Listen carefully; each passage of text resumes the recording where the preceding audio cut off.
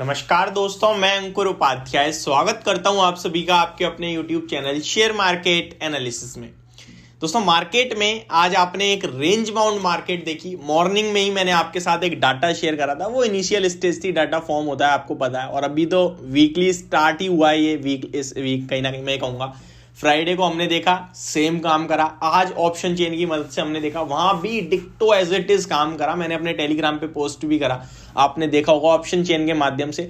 ऐसा नहीं option chain का डाटा चेंज नहीं होता, चार्ट्स पे जो दिख रहा है वो डाटा में आ जाता है। ऐसा नहीं जो डाटा है वो चार्ट्स रहेगा, नहीं, डाटा चेंज हो जाता है। बट आज कहीं ना कहीं बिल्कुल कांटे की टक्कर थी। 18,200 डटारा नहीं टूटा, ऊपर में एक बार मार्केट निकला, सेकंड हाफ में तुरंत नीचे आ गया।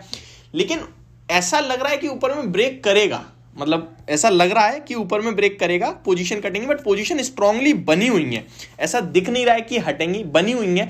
अब देखते हैं, चार्ट फॉर्म हो रहा है कि ऊपर में ब्रेक करेगा और जो चार्ट कहता है वो डाटा बन जाता है। होप आप लोगों को कंफ्यूजन लग रहा होगा, आप समझ नहीं पा रहे हो। कहने का मतलब ये है कि चार्ट दिखा रहा है कि 18,200 नहीं टूटेगा, सॉरी, डाटा दिखा रहा है कि 18,200 नहीं टूटेगा, ऑप्शन चेन का डाटा, लेकिन चार्ट शो कर रहे हैं कि टूटेगा। और जो चार्ट कहता है वैसा डाटा हो जाता है अपने आप। अगर यहां ब्रेक दिखा रहा है ना और ये ब्रेक करेगा तो चार्ट, ये डाटा चेंज हो जाएगा। बट देखते हैं क्या होता है। अब तो मार्केट ऑलमोस्ट बंद होने वाली है। अभी मैं आप सभी के साथ बात कर रहा हूं मेटल स्टॉक्स के बारे में।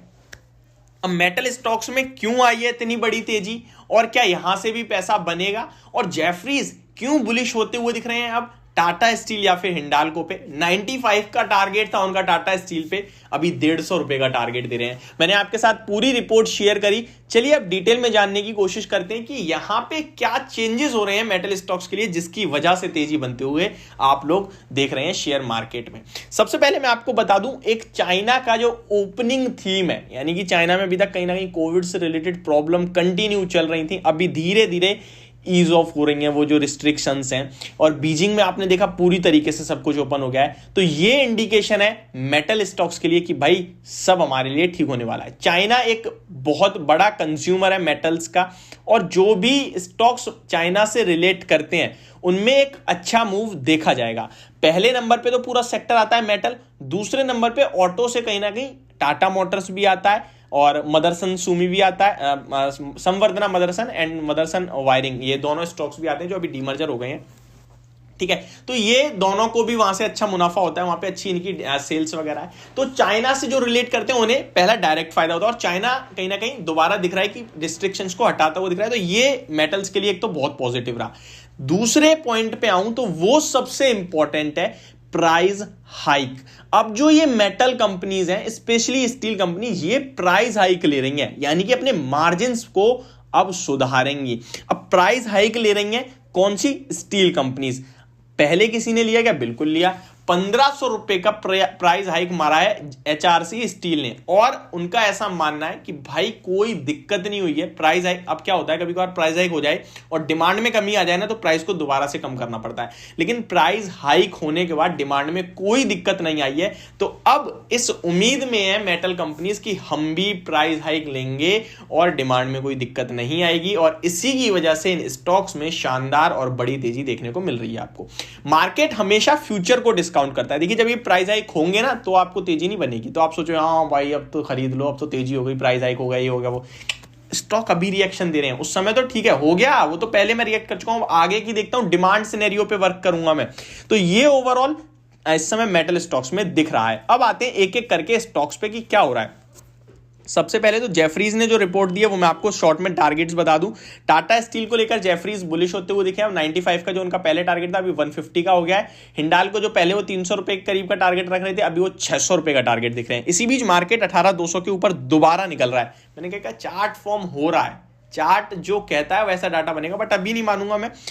अगर ये 200 के ऊपर अभी बंद होते हुए भी टिक जाए ना, मतलब 3:17 हो रहे हैं अभी जब वीडियो शूट कर रहा हूं, और 18,200 के ऊपर की क्लोजिंग आ जाए, तो जो ये लगभग आप कह सकते हैं 1,30,000 जो ये कॉन्ट्रैक्ट्स हैं ओआई चेंज आज के दिन हुआ है, ये रिस्क पे आ जाएंगे जिन्होंने कॉल को राइट कर रखा है।